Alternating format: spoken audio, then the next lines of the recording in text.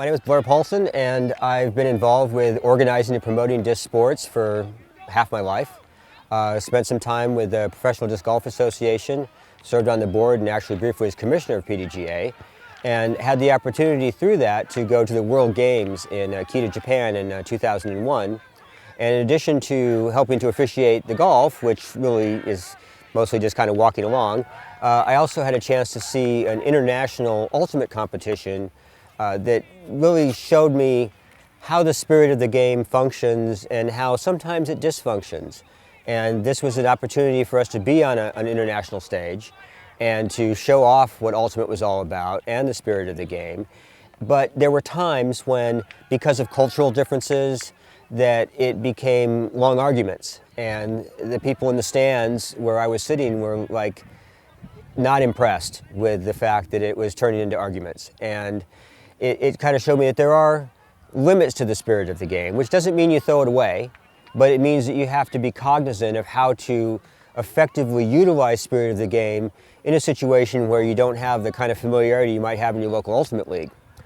And the example that I would give that I'm more familiar with is from double disc court, which is a frisbee sport that not a lot of people are familiar with, which is too bad because it's a lot of fun. But it is also a self-officiated spirit of the game situation.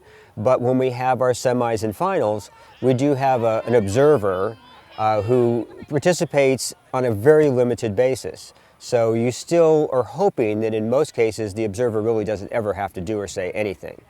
But there are times when that becomes untenable, and the people playing, of course, want to get a fair shake, and they believe what they believe they saw, and you don't want an argument to go on and on and on. And it not only does it create a bad outcome in that both sides feel like they got ripped off probably, but the whole feel of it and the spirit of it gets damaged from that. So the observer will step in if the argument can't be solved and say, okay, well, you guys obviously can't agree, so this is what I saw, this is the ruling, let's play the next point.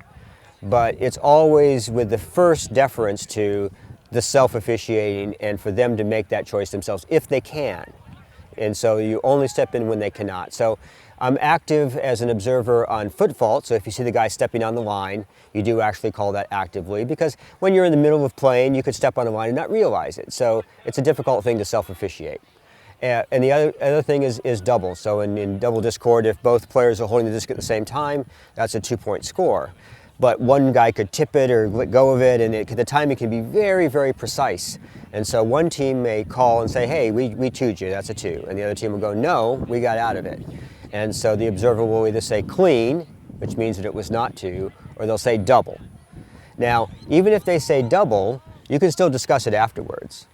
But the idea is you want the flow of the game to go, because if there's an argument right in the middle of it, then it's like, well, wait a minute, we had a great opportunity there to come right back at you, but we lost it because of the argument.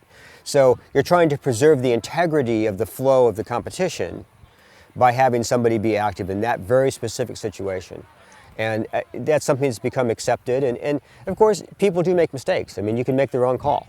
And we try and have the most experienced, sharpest people we can in that observer role.